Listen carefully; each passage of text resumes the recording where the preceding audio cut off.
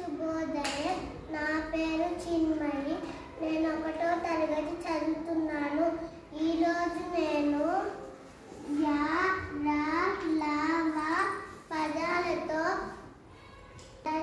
పదాలు చెప్పబోతున్నాను.